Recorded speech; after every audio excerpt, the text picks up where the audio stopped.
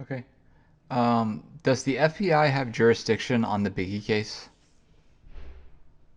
No, the FBI doesn't have jurisdiction on local murders unless those murders have something to do with a federal crime. And murder is not a federal crime unless it's a murder of a public official or a special agent. But no, they don't have jurisdiction in typically unless there's some nexus to a federal crime. There's no federal crime in Biggie's case. Um, they had jurisdiction into public corruption.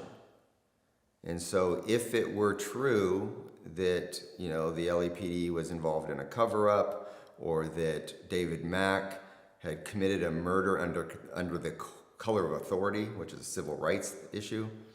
So if those things had been present, then the FBI could claim some jurisdictional ownership of an investigation. So they looked into the public corruption aspect of it, trying to determine if David Mack and the LAPD were in any way, shape, or form involved in Biggie's murder.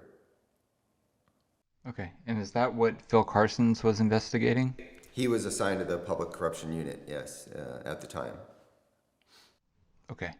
Can you explain all the alleged eyewitnesses and why you did or did not believe them?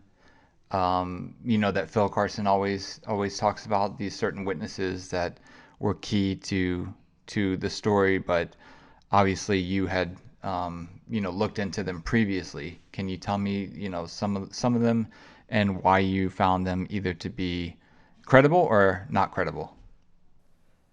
I think the one, and I could be mistaken because I haven't listened to everything that Phil Carson's had to say. I've listened to some of his statements on a podcast, and I've read some articles that have been sent to me.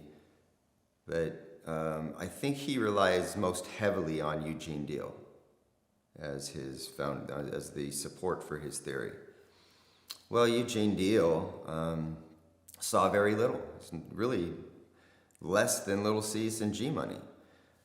Eugene Deal saw a guy that caught his attention in the parking lot and just had an uneasy feeling, which was natural because they've already had some conflict with similar looking people the night before. These Nation of Islam guys, and these guys were around. They were at the hotels, they were doing security at some of these venues, and there was, several of them there that night that were identified. So in his mind, his antennas go up when he sees a guy that he thinks is kind of eyeballing him, and then he sees another guy who's dressed more like a gang member maybe, and so he's just being aware of what's taking place around him. And of course, then the shooting takes place, but he's in a vehicle far ahead, considerably in front of Biggie's vehicle. And so this all happens behind him. Boom, boom, boom, boom. Turn around, let's go back. They go back and they see, what had happened. And I think somebody in his car had looked back to see if Biggie and the rest of the crew were going to be able to get through the intersection with them because the light had turned red. So I think they looked back to see if Biggie was going to be able to get through the intersection and stay with them. And that person looks back and says that they think they saw a gun come out of a vehicle.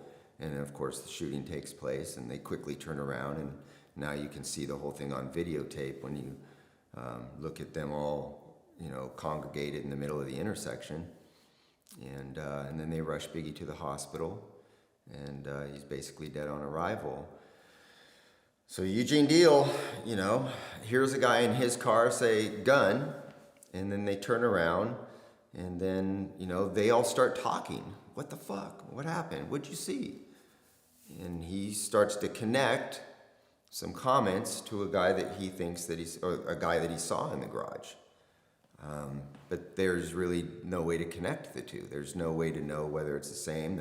The clothing description is completely different from who he describes versus the description that these other two eyewitnesses describe. So, it's inconsistent. And but because they want to continue to pursue this Amir Muhammad theory, they don't care about the inconsistencies. They don't care about the the lack of support. They just care about connecting dots at the expense of other dots that are interfering with the picture that they want to draw. So Eugene Deal would be eviscerated on the witness stand, especially today, because there's been so much extra stuff that he's added that can be disproven that would discredit him. You know, chasing the car and, the car going up a hill. There's no hill over there. And the car making a turn the wrong direction, which it's all contrary to information that we know to be true, and it's contrary to information that he himself provided at the beginning. Okay.